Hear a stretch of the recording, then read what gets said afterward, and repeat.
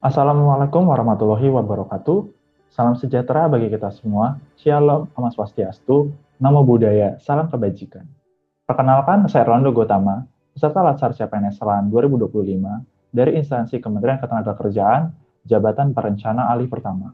Saya bertugas dalam unit pengelolaan keuangan pada Sekretariat Direktorat Jenderal Pembinaan Pelatihan Vokasi dan Produktivitas, Kementerian Ketenagakerjaan Republik Indonesia. Hari ini saya ingin mengajak Anda untuk mengenal lebih dalam siapa saya, instansi saya, dan bagaimana saya berkontribusi untuk mendukung visi dan misi besar kementerian dalam video monolog ini. Kementerian Ketenagakerjaan adalah lembaga pemerintah yang memiliki tanggung jawab strategis untuk menciptakan tenaga kerja yang produktif, kompetitif, dan berdaya saing global. Hal ini sesuai dengan visi Kemnaker, yaitu terwujudnya tenaga kerja yang produktif, kompetitif, dan sejahtera. Dengan misi Kementerian Ketenagakerjaan, yaitu perluasan kesempatan kerja dan peningkatan pelayanan penempatan tenaga kerja, serta penguatan informasi pasar kerja dan bursa kerja.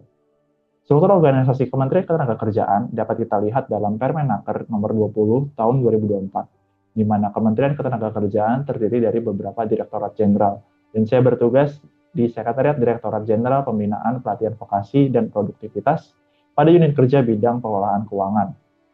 Tugas dan layanan saya dalam unit keuangan Sertifikat Bidang Lapotas antara lain menyusun laporan keuangan yang akurat dan tepat waktu, kemudian melakukan verifikasi, validasi, dan penginputan surat perintah membayar, di mana saya memastikan pembinaan, pencatatan dana sesuai dengan regulasi.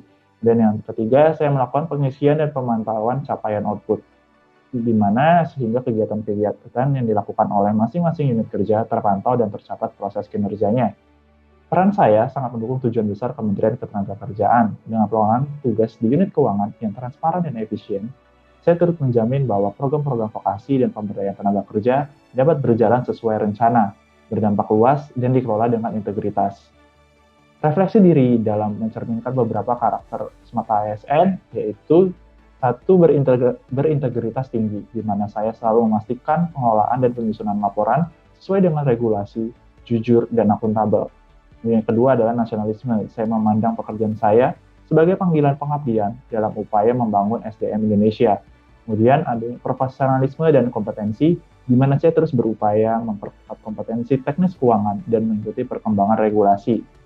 Meski demikian, masih ada ruang yang bisa ditingkatkan, misalnya digitalisasi proses, dengan mengurangi pekerjaan manual melalui sistem keuangan berbasis digital, agar semakin akurat dan kecepatannya meningkat. Kemudian ada juga pelatihan kompetensi, di mana mengikuti pelatihan, bimbingan teknis mengenai keuangan, seperti misal pelaporan keuangan berbasis aplikasi.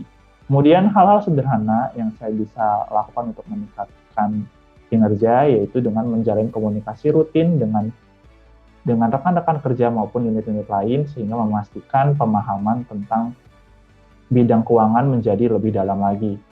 Kemudian dengan langkah-langkah tersebut, saya berharap kinerja unit layanan keuangan semakin profesional, responsif, dan berdampak positif terhadap program vokasi dan produktivitas nasional. Demikian narasi dari saya tentang saya dan instansi saya.